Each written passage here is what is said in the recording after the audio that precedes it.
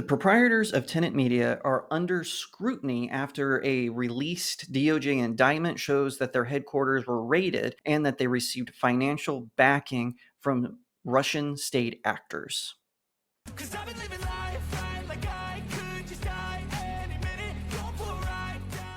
Hi everyone, my name is Jake. Welcome to the StudioJake vidcast where I talk about all things pop culture. Be sure to like, share, subscribe, and if you're watching on YouTube, ring that little bell so you get notifications when I post a new vidcast, and consider becoming a channel member. I wish I could say this wasn't true because I know some of the people involved with this personally, and I'll get more to that later. But just for the overview of it, it seems that Lauren Chen and her husband, Liam Donovan, both of them would be considered right-wing social media influencers. Lauren Chen has done commentary for places like The Blaze and was an influencer for Turning Point USA. I've heard since this indictment came out that they have parted ways with her, and it does look very bad, but I'm going to read the article from the Post Millennial because I believe that Andy No, who did this report, had the best breakdown of the whole situation. And it starts with an update. Shortly after this report was published, Tenet Media announced privately to its staff that it was ceasing operations effective immediately. The founders of Tenet Media, the right-wing media startup accused by the USA DOJ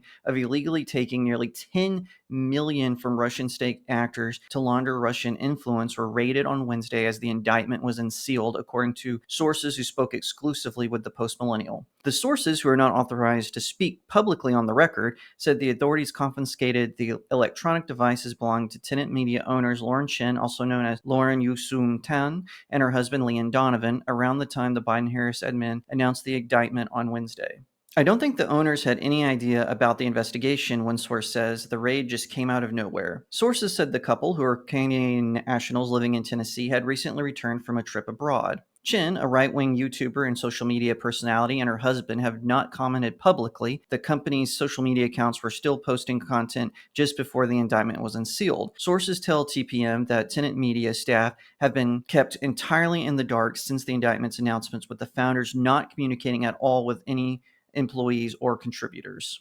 Update. On Thursday evening, Donovan wrote a message to staff announcing that Tenet Media was over. As most of you know by now, there is a federal investigation surrounding Tenet at the moment. There have been no indictments against us or the company. We have hired legal counsel and are working through the legal issues. We hope to provide more clarity soon. However, it is clear that given the nature of the investigation, we have no choice but to stop all work on Tenet. I do not foresee it coming back. Tenet Media has not issued any public comment except for one post on their X account, apparently unauthorized, that was deleted within a few seconds on Wednesday. The deleted post read, "Fired employee here, access still. There is evidence we were actually funded by Russia, and it's a disgrace. We are traitors to America." The DOJ alleges that two at-large Russian nationals, Konstantin Kalashnikov and Elena Afanasieva, illegally laundered nearly $10 million to Tenet Media to push discord and division in the U.S. in favor of Russian state interests. They were also accused of violating FARA, the federal law that requires agents of foreign countries to register their activities. Chen and Donovan were not charged in the indictment, nor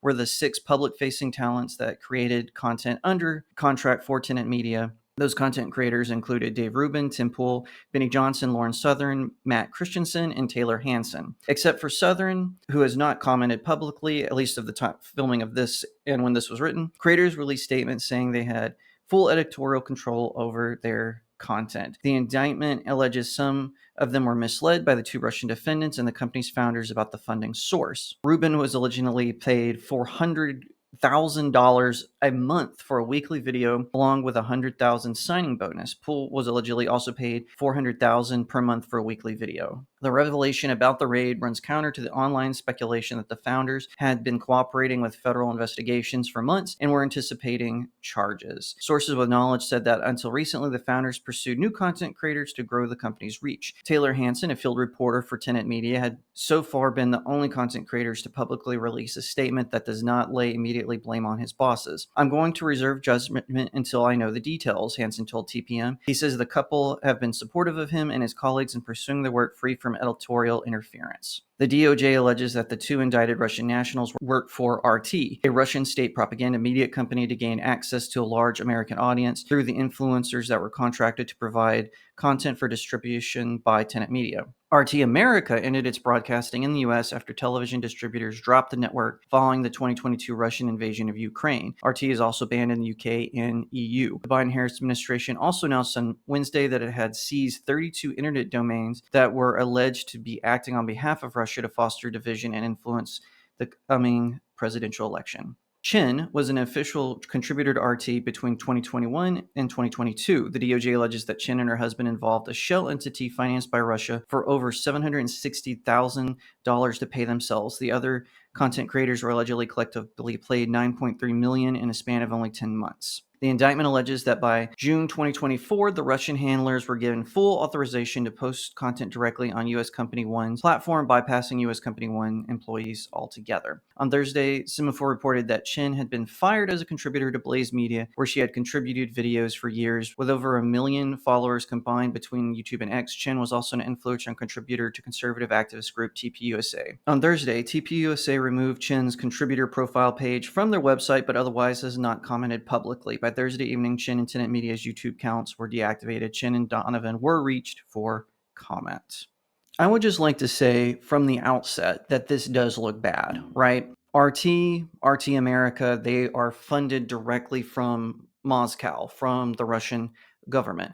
They are, in fact, state TV. Does that mean people who work for them, even in the United States, are bad people? No. Plenty of people have worked for RT America. I don't think it's necessarily a bad thing if RT America is like, hey, Lauren Chen, would you like to come on and comment on this? And she says yes. That's not necessarily a bad thing. That's good that Russians get access to American commentators, I believe. However, I don't think it's a good idea when two Russian oligarchs approach you with $9 million in a briefcase and say, hey, would you run this back? And we know RT America has been banned in your country. Would you help us get some stories out there through Tenet Media? That is bad. It looks bad. And there's no doubt about that, right? Here's the thing, though. A lot of pearl clutching is going on right now. Of course, the National Review. Oh, my stars. Oh. Jim Garrity, he's making a big fuss. Megyn Kelly showed no mercy to Lauren Chen, called her a troll. She claims that she warned Dave Rubin about Chen early on. And by the way, I like Megyn Kelly. She's one of the few news broadcasters that I watch on the regular.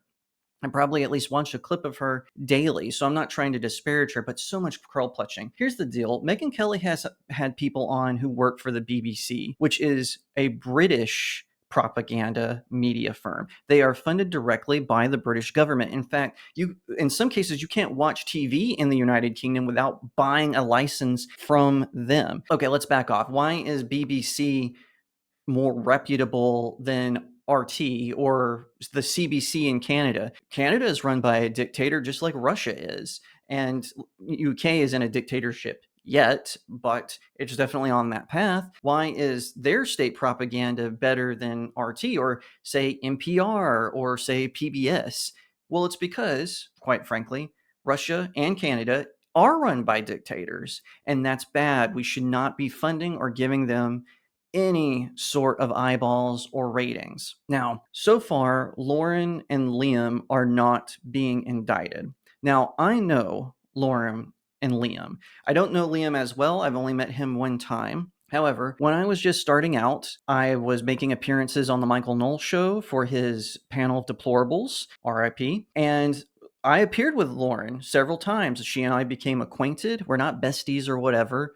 I'm not making that claim, but we became friendly. We would have lunches together. We would talk strategy about YouTube. I gave her an autographed copy of my books. I'm sure that's now in the hands of the FBI, probably. And all that to say, I know Lauren. I like Lauren. I think she's nice. She came on StudioJake at least several times. She's been on this channel. And I would like to say neither her nor Liam are being charged with anything yet. And by the way, I don't trust the FBI. Why should I?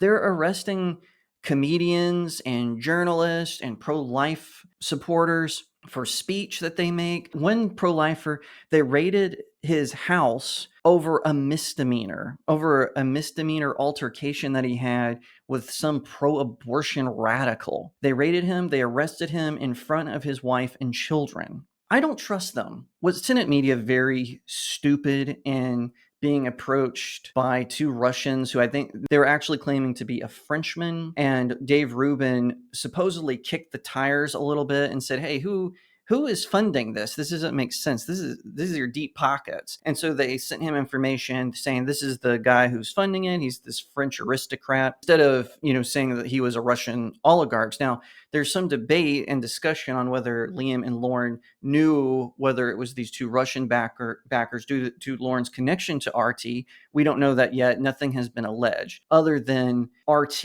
was using Tenet Media to launder money, right? And I hope those two Russians do get the full extent of the law. I have no sympathy for them whatsoever. I would just like to say this.